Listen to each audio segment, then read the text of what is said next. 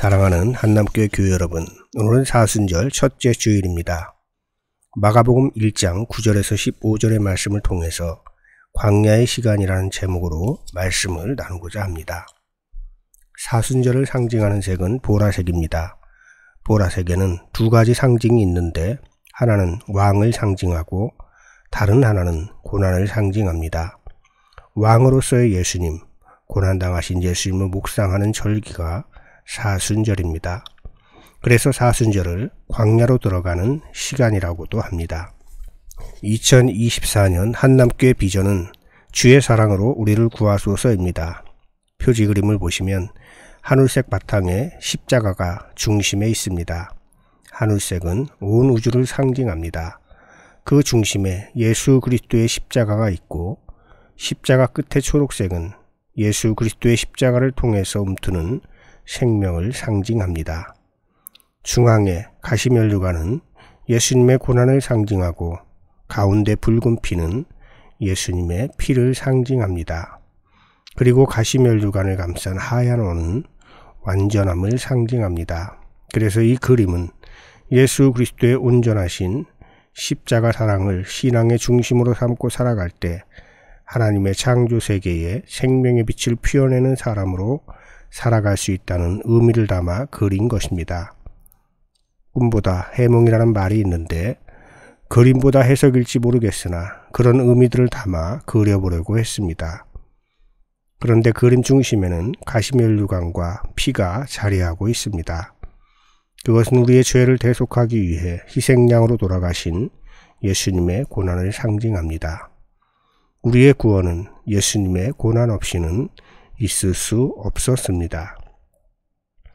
마가복음의 관심은 복음에 집중되어 있습니다. 마가복음 15장 16절에서 제자들에게 너희는 온 세상에 나가서 만민에게 복음을 전하여라.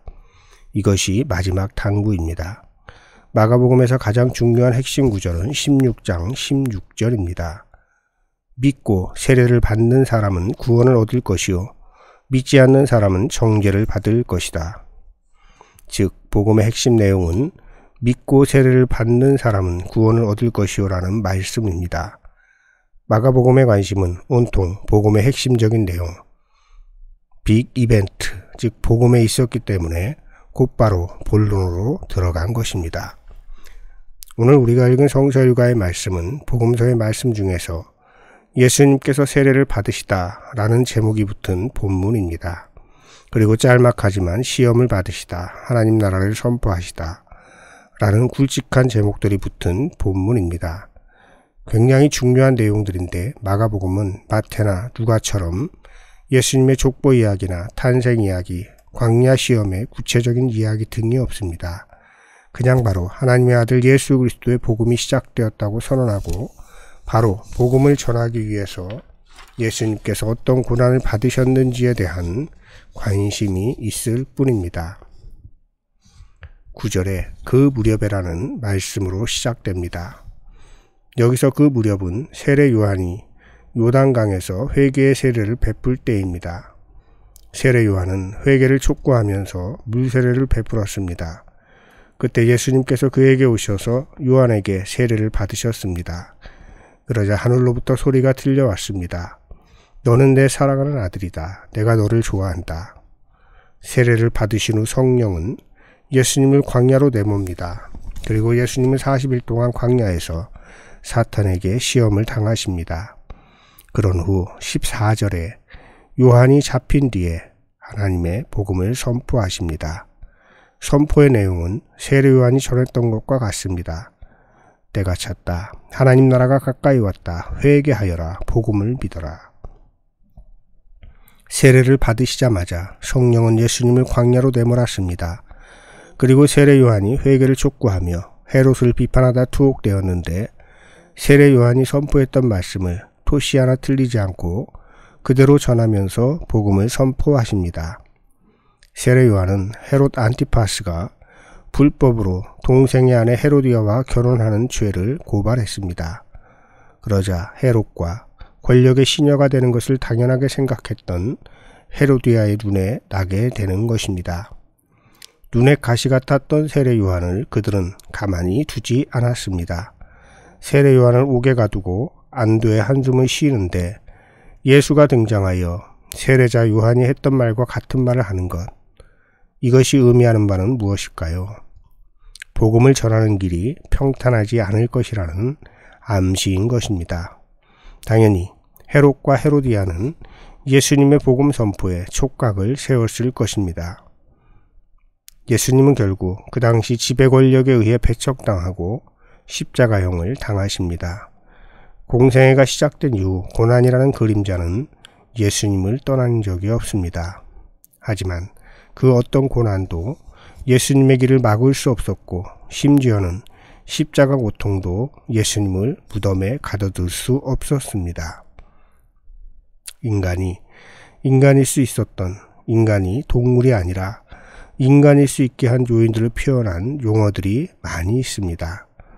저는 그 중에서도 호모 엠파티쿠스, 공감하는 인간과 호모 파수스, 고통을 감내하는 인간이라는 용어를 좋아합니다. 오늘 본문과 연결하면 호모 파수스입니다. 삶의 여정에서 누구도 고난을 피해갈 수 없습니다. 고난이란 내가 상상하지 못했던 것이기 때문에 미리 대비할 시간도 없이 무방비 상태에서 무기력하게 노출되어 우리를 힘겹게 하는 그 무엇입니다. 인간은 불확실성 속에 살아가기 때문에 나름대로 어떤 일이 일어날지를 상상하며 준비하며 살아갑니다. 하지만 그 모든 대비와 준비한 것들이 무산된 상황, 그래서 아무것도 할 수 없는 상황이 있습니다. 이것을 고난이라고 합니다. 그래서 삶의 여정에서 그 누구도 고난을 피해갈 수 없다고 하는 것입니다. 하지만 이것이 진리인 것처럼 어떤 고난이라도 기회나 디딤돌로 삼아 극복할 수 있다는 것도 진리입니다. 그런 점에서 고난은 성장하기 위해서 반드시 거쳐야 하는 통과제의 같은 것입니다. 고통을 감내하는 인간, 호모 파수스는 그래서 고난을 통해서 성장하는 인간으로 해석이 됩니다. 고난 중에 있는 이들에게 주시는 하나님의 말씀이 있습니다. 고린도전서 10장 13절의 말씀입니다. 사람이 흔히 겪는 시련 말고는 여러분에게 덮칠 시련이 없었습니다. 하나님은 신실하십니다. 그분은 여러분이 감당할 수 있는 능력 이상으로 시련을 겪는 것을 허락하지 않으십니다. 그분은 시련과 함께 벗어날 길도 마련하여 주셔서 여러분이 그 시련을 견디어낼 수 있게 하십니다.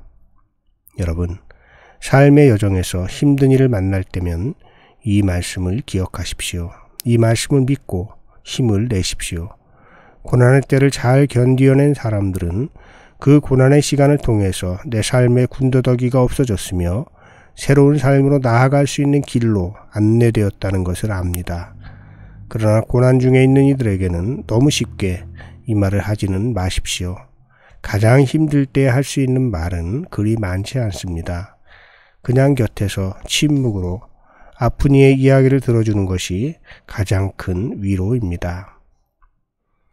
해리포터 시리즈의 저자 조앤 롤링을 모르는 사람은 없을 것입니다. 그러나 그녀가 한때 홈니스였다는 것을 아는 분들은 많지 않습니다.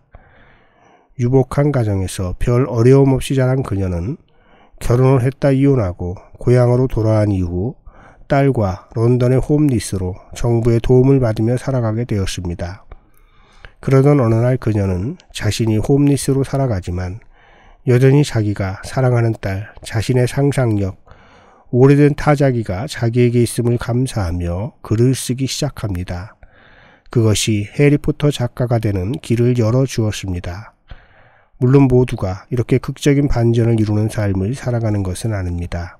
하지만 고난의 때, 광야의 시간에 우리가 어떤 마음을 가지고 사는지에 따라 우리의 삶은 달라지는 것입니다.